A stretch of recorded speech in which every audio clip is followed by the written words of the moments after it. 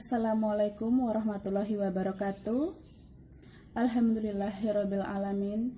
Wassalatu wassalamu ala asrofil anbiya'i wal mursalin Sayyidina wa maulana Muhammadin wa ala alihi wa syahbihi ajmain amma ba'du.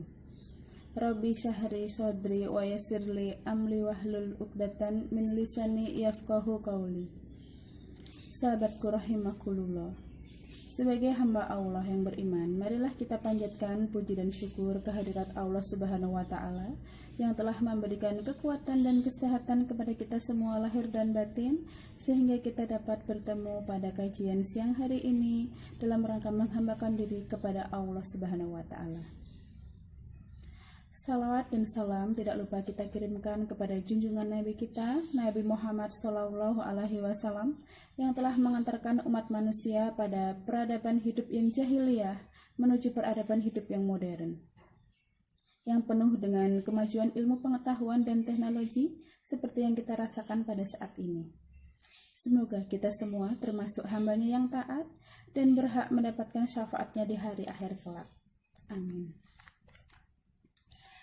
Sahabat rahimakumullah, perkenankanlah saya pada kesempatan siang ini untuk menyampaikan topik yang sederhana dengan judul Sholat Solusi Kehidupan.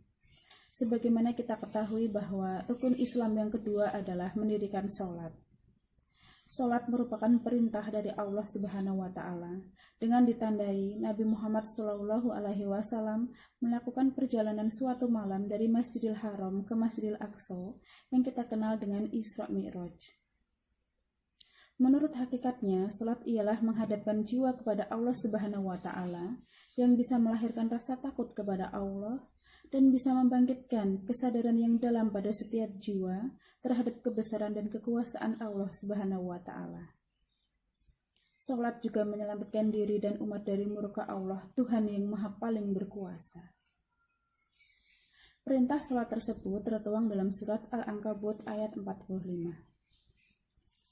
A'udzu billahi minasyaitonir rajim. Bismillahirrahmanirrahim.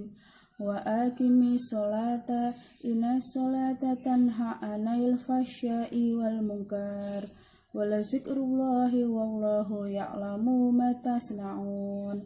Dan artinya, dan dirikanlah sholat. Sesungguhnya sholat mencegah perbuatan-perbuatan keji dan mungkar. Dan sesungguhnya mengingat Allah, sholat adalah lebih besar keutamaannya daripada ibadah-ibadah yang lain. Dan Allah mengetahui apa yang kamu kerjakan. Al-Ankabut ayat 45. Bahkan dalam kehidupan sehari-hari sekalipun kita juga menghadapi ujian. Tetapi satu yang perlu kita lakukan adalah memohon pertolongan kepada Allah Subhanahu wa Ta'ala.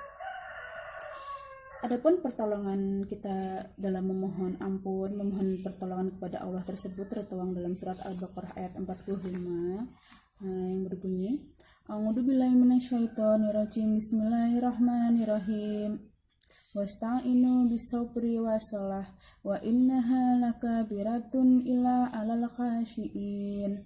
Artinya, dan mintalah pertolongan kepada Allah Subhanahu wa Ta'ala dengan sabar dan mengerjakan salat. Dan sesungguhnya yang demikian itu sungguh berat kecuali bagi orang-orang yang khusyuk.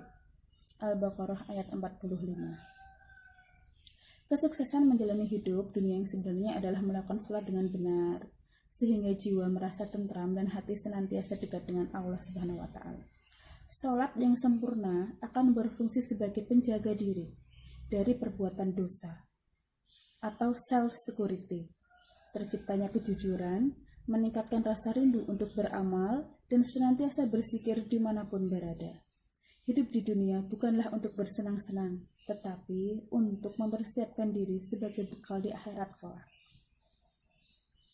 Sahabat rahimakumullah, mari kita selalu tunaikan salat 5 waktu secara khusyuk, mengharap keridhaan Allah Subhanahu wa Ta'ala, menghambakan diri agar kita semua selamat dari murka Allah Subhanahu wa Ta'ala, Tuhan yang Maha Paling Berkuasa, dan kehidupan kita senantiasa mulia di jalannya. Amin, Allahumma amin. Sahabat rahimahullah, demikian kajian yang saya sampaikan pada kesempatan hari ini. Semoga dapat bermanfaat bagi kita semua dan dapat diaplikasikan dalam kehidupan sehari-hari.